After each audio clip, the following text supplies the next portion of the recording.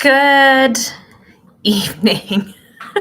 Definitely coming to you later for 15-minute Fridays than I had hoped, but just a little bit indicative of the day. I also had a little bit extra running around to do with one of the kiddos and get the dog in for a walk while there's a little bit of light. And so now I am here, before I go to the home show tonight. So let's talk about 2025. Welcome to 2025. I hope your year is off to a good start. So I wanted to talk to you a little bit about what my 2025 work plan looked like, some things that are going to be my focus and priority areas, especially knowing that we do have a bit of a shorter year. That will be because we kind of wrap up by the end of September in advance of the election. So just wanted to talk about that work plan. So a couple things that are really big and really important for me, a couple files that I have on my plate that I've carried forward, and then some new things as well. So the biggest thing for me is Prairie Economic Gateway right now. I was out in Rocky View County this morning as we're having discussions around Prairie Economic Gateway. So Prairie Economic Gateway is going to be an inland port rail hub in partnership with CPKC and Shepherd Development Corps. And it is really about creating this connection from Alberta and in real close proximity to Calgary, essentially to the rest of North America. So when CP Rail merged with Kansas City Rail, this opportunity has been created. And they have lines that go all the way south into Mexico. So this is a really, really big deal, especially as we look at what's happening in ports across the country. This connectivity is super important. The connectivity through the airport is really important. And then up and down, obviously, the corridor through Alberta is really, really important. And logistics hub as well. So, of course, like shipping and logistics and trucking. Rail is really neat. I learned a lot about rail through this. Rail is still actually one of the greenest ways to ship goods. So better than trucking, and that's a really, really big deal.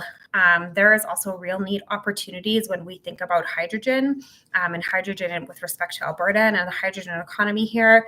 So that's a really, really neat opportunity. And then when you think about sort of next gen, what I call about like next gen kind of technology. So when you think about AI and machine learning, and when you think about some of the strength that we have in our tech sector and you pull that into a shipping and logistics hub, you kind of get this trifecta of economic development that is really, really important for the city. And so this is a partnership that we're building out with Rocky View County and Shepherd Development Corps and CPKC to continue to realize. And we are also, of course, having conversations with the provincial government and then when we have a newly formed federal government, hopefully with the federal government as well. These are the kind of projects that they are looking for. They're between municipalities. They serve a large population. They drive economic development. So, of course, we hope that other orders of government are interested in partnering on this opportunity as well, but really driven out of the city in Rocky View County. So that's a big file that we need to kind of have some belts and braces around and deal agreements.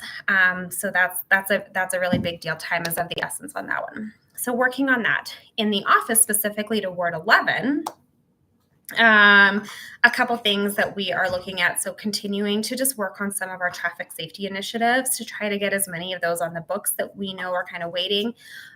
We will be getting some information at the end of January. I put in an administrative inquiry on the cost of traffic safety measures at intersections so that we can continue to broaden the conversation with Calgarians about how much it costs us to do traffic safety measures. So that information will be coming forward. I'll likely do a deep dive on that at the end of January. And so we can have those conversations and we can talk about how those projects get prioritized, how we move them all forward. So that's probably the number one thing that we're talking about in Ward 11 right now, again, continuing around traffic safety. A couple other big things that are coming up are some development opportunities in and around the Heritage Transit Stations. We have a couple development applications that are coming in there. So lots of conversations there. I will eventually at some point have the exciting news to share about the YMCA site. That whole parcel. There's some things going on there, which is really, really fantastic. Overall, Ward 11 is a real hotbed for activity in terms of redevelopment. And that is a big deal. There's a couple, that's a really big deal for us as a city. It's a really big deal for us as a ward. People are looking to us as a great place to invest and to build things. When I look at the numbers and the reports that were coming out around like the steep decline in rental rates that have come specifically in Calgary, that is actually due to pure strength in the rental market that we have approved so many purpose-built rentals. So when we talk about, some of the work that council does as we are looking at land use applications, approving buildings that can become purpose-built rentals is a big part of creating that affordability. So when we see rent prices going down, that's because we've increased supply. And so we need to continue to increase supply. And that's a really important part of the conversation. So as further applications come forward in Ward 11, really important that we're having conversations around that and how that works out. And again, we need supply across the market at all ages and stages of kind of building or types and stages of building. So we need everything from 1 and 2 bedroom type apartments to 3 bedroom, 2 and 3 bedroom apartments to condos to row houses to singles to semis. We need it all as a growing city. So really important that we're continuing to have conversations. There, one thing, if you're kind of like interested in that, the Blackfoot Mobile Home Park, that is coming to council on Tuesday for some, I think they're 4 to 6, they're up to 6-story kind of like row our condo type apartments, which is a really great fit there. Some pathway walkability will be created to some of the newer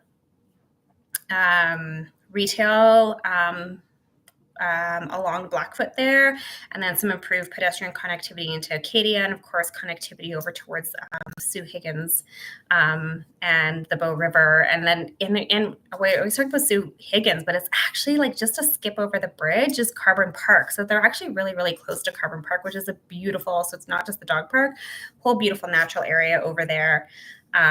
Which I think our Riverbend friends try to keep as a gem and hidden, but Carbon is one of my favorite spots, and even further north into Beaver Dam Flats. So that is also really good news for us that we have sites that have been sitting undeveloped and are redeveloping, and of course lots going on even over in Quarry Park. We've been approved housing over in Quarry Park, more housing over in Quarry Park. So parcels that were previously slated for commercial, Remington has flipped to making them residential now, so that's a really, really big deal. Of course, we've got South Hill with the plans around the Green Line. I am not going to talk about the Green Line today because it is it's a little messy.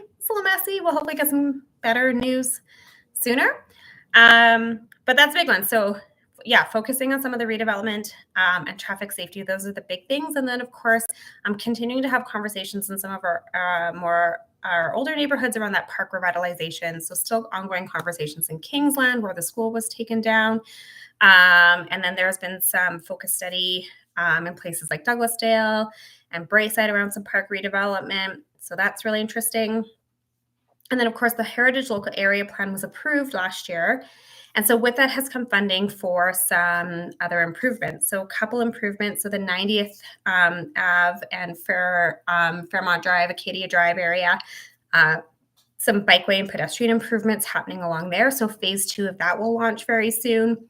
We're looking at the 5th Street, so the north-south connection that goes all the way through Southwood, up through Haysboro into Kingsland, along the backside of Meadowlark Park, and then up through Windsor Park. So that study around that bike route is continuing to ongo.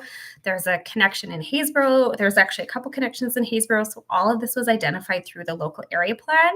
So this is that local area plan. And again, more than just housing, it's really about those improvements coming to fruition and the dollars that have been following that. So really, again, continuing to make sure that we have money in our budgets to follow through with those investments so that as new housing is coming online, those investments are following it. And so I know with a lot of the things that are going to also be happening around Heritage LRT, I'm still going to be looking at what are some of the pedestrian improvements around that area as well. So super important work that is sort of just happening and ongoing and trying to make sure all the puzzle pieces are fitting together. So that's a really big deal. I've been working with our parks team around naturalization and mowing. We've done some naturalization pilots across the city that have proven really, really successful, but we don't necessarily have a fulsome strategy on how we're going to continue to roll that out along further roadsides. We have community groups like Riverbend who are looking to do something different in their boulevards. We don't have a really great framework for how we go about that and how we bring more naturalized spaces into the city. So as I've been talking with the parks team, it's just sort of thinking about what are those ecological corridors that we need to be building. How do we think that even if you're driving along the road, the side of the road is a beautiful space for you to see. We know that the importance of carbon capture. So again, it's not just trees, it's greenery of all sort. And a lot of our roadways, they're just old. They are tired. The dirt is tired. And so when you even think about things like water capture and retention, like just for good, like to prevent like erosion, having good species on the sides of our roads is actually really important. So that is sort of a more citywide project that we're taking on and taking a look at. So that is one. And then the last one that I'm really trying to wrap my head around, figure out all the conversations, is transit and youth. So our 12 to 17-year-olds, so that junior high and high school, and how we can figure out a better pricing strategy for transit. And so that we have more students who are riding public transit, have access to public transit, and less so parents just paying for, I guess we're not even buying anything. They're just paying for a portion of transportation costs on yellow school buses. And every part of the city is a little bit different. Every school is a little bit different. And again, it depends on where the catchment zone is. But really trying to push on thinking about a different model that if parents are going to be paying for transportation, that they should be paying for like the most fulsome kind of transportation that they can get. And that most fulsome kind of transportation would be public transportation, because that means students can take a bus or a C train across the whole city. And so that could be for work, that could be for activities, that can be for school as well. But rather than sort of just a dedicated start-stop time with a yellow school bus, they have access to something more fulsome. And so we need to do some work wrapping our heads around a better structure around public transportation. And sometimes it gets really in flux because of how the province defines the catchment zones, or like for when they start to fund transportation. We also know CBE, for example, even though they get transportation funding from the province, it's per student, and it doesn't matter what the kind of student is. So if you actually have a student with disabilities, so physical disabilities, so let's say they're in a wheelchair and they need to go to a specialized school, that student doesn't actually get any more transportation funding. And so all students then contribute a little bit extra, or they take a little bit extra from the transportation funding from regular students to try to offset the cost so that that parent isn't necessarily paying more. So these are really other big high-level policy questions, or like issues that we need to also tackle. And I think that if we were to tackle them jointly with the school board, we might get a little further with the province, because of course we're not going to be the only jurisdiction that is experiencing those challenges. We're also going to be looking at, Red Deer would have something similar, and Edmonton would have something similar. So thinking about that. And then the last thing around transportation is transit that's on my desk is we'll be getting information back about the low-income transit pass, and trying to figure out what's happening in other municipalities and how much funding they're getting. And part of that is to put forward a better advocacy package to the province to fund low-income transit, because essentially low-income transit is income support. You may have seen in the news that the number of people requesting income support is even higher. I guarantee you that there are people who are on fair entry, like so our fair entry program, who might not even be receiving income support. So I even doubt that number a little bit. We shall see.